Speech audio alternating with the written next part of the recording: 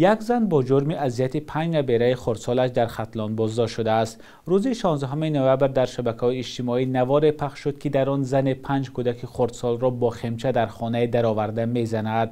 کودکان که روی فرش خوابیدند داد میزنند و زاری میکنند که آنها را نزند. کاربران از مقامات طلب کردند که این زن را پیدا کرده جزا دهد.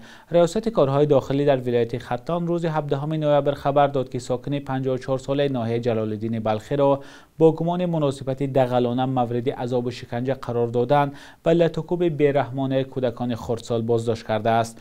کودکانی که در نوار ثبت شدند ظاهراً از 3 تا 7 ساله هستند.